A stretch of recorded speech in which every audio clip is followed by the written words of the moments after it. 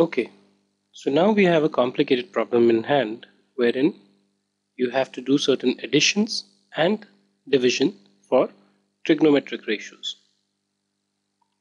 Now doing these additions and division is fairly simple as long as you know the individual value of each of these units.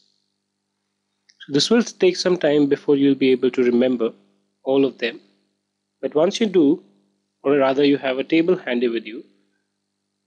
So let's start. Sine 45 degree. Now in the degree table, if you see, sine 45 degree is equal to 1 upon root 2 plus cos 30 degree. Now cos 30 degree is root 3 upon 2 minus tan 30 degree. Again, tan 30 degree is equal to minus 1 upon root 3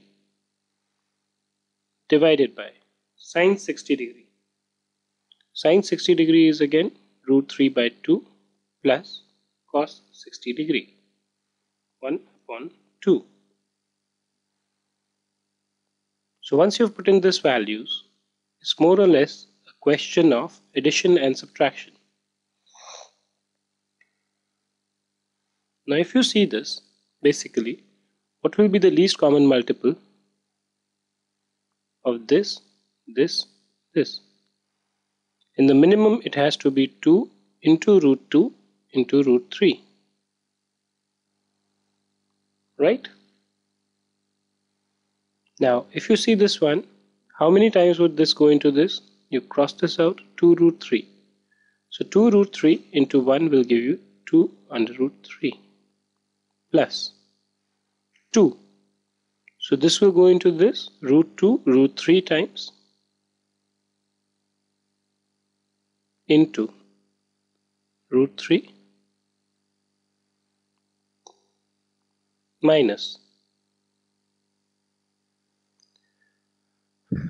This will go into this how many times? 2 under root 2 times into 1. Let's see the lower portion. So 2 is the common multiple, root 3 plus 1. This has been simple.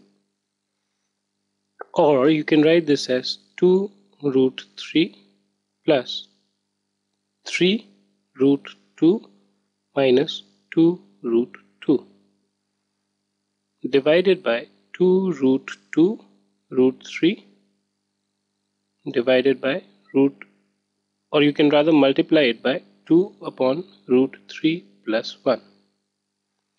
Now this 2 goes off with this 2. Okay. Now if you see 1, 2, 3, all these 3 common, is there something which you can pull out? I guess yes, and that is root 2. So if you pull out root 2 out of this, what you will get is root 3 into root 2, or you can just straight away write it at root 6 plus 3 minus 2 upon root 2 root 3 root 2 into 1 upon root 3 plus 1. This goes off with this.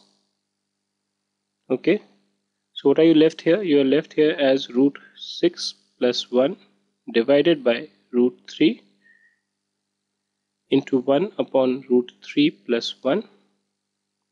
So on the upper side you get root 6 plus 1. Here you get root 3 into 3 will give you 3 plus root 3 into 1 will give you root 3.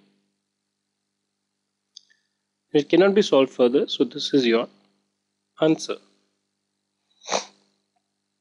So the idea is to solve it correctly mathematically once you know the values.